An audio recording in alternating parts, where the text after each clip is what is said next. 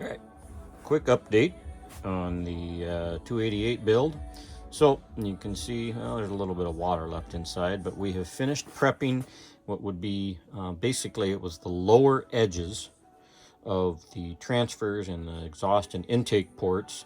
They were just too sharp for my liking, and for whatever reason the process of applying the plating on this and whatever machining they did just doesn't make it real easy to get that edging off. So I just used a real small light duty diamond bit to just barely chamfer over those edges. That's rough stuff, so it just was hard to even get that little bit of a chamfer edge on it. I didn't use a carbide tip. I didn't want to go nuts on it. I'm not porting. I don't want to change the timing or anything. Things are going to be stock on this saw, but it worked really well. So at any rate, I degreased it using brake cleaner and then cleaned it in hot soapy water. And now I'm not going to touch the inside of that cylinder at all, other than with a gloved nitrile glove with some 2-stroke oil to lube things up before we get her assembled. So going real well. We're really close to putting the top end on this saw. All right, so here is the 288 cylinder. If you look closely, you can still see all of the machining, horizontal machining on there, and maybe a few scuff marks from some sandpaper that I took to the piston. Anyway, that'll all help keep the cylinder lubricated. But I just wanted to show you along the edging here and the corners of the skirt, inside and out of the skirt, and on the bottom here of the piston, I used my rotary tool and a diamond bit followed up by some 800 grit sandpaper to chamfer over those edges. And then I took the piston and heat treated it for 4 hours at 450 degrees and then quenched it in very cold tap water. So now it's a very durable piston. It will cause less wear in the cylinder, and we're ready to put the top end on the saw. All right, want to have another brief chat with you. You always find interesting things when you do these projects. So recall, we're dealing with a very old crankcase. It's one of the original crankcases that they made for the 281s, even before the 288s, although the first 288 crankcases were exactly the same, other than what's etched on the serial tag. So discovered, I always do this, and now granted I've only built half a dozen saws, done a couple of this version of saw.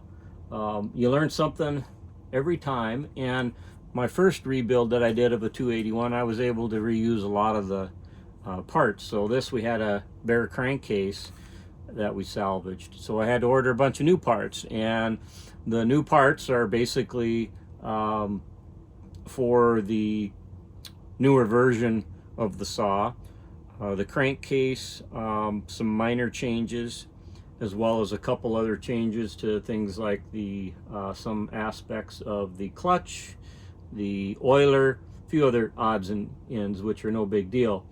But other than the cotter pin vent on the old style, changing over to a sintered bronze, I didn't think there was much difference. Also, right here, there's no hole on this, and this is an old crankcase.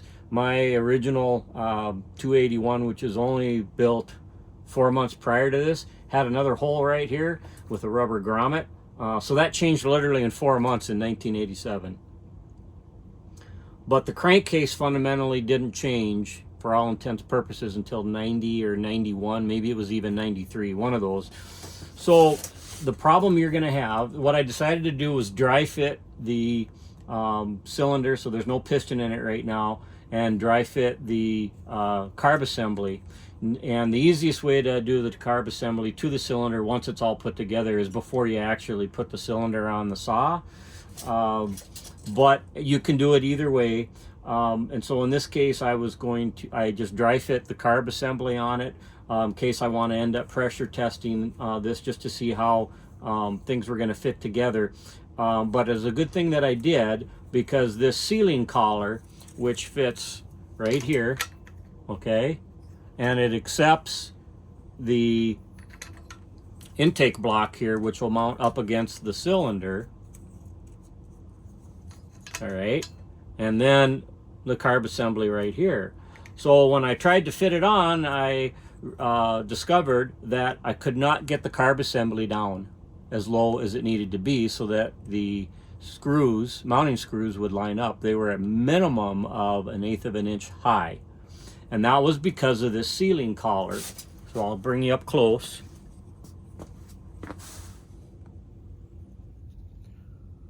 So on this plastic sealing collar, and I have the intake block in it, as you can see, notice right here, there's this lip, and that carried all the way around about 1/8 of an inch or more.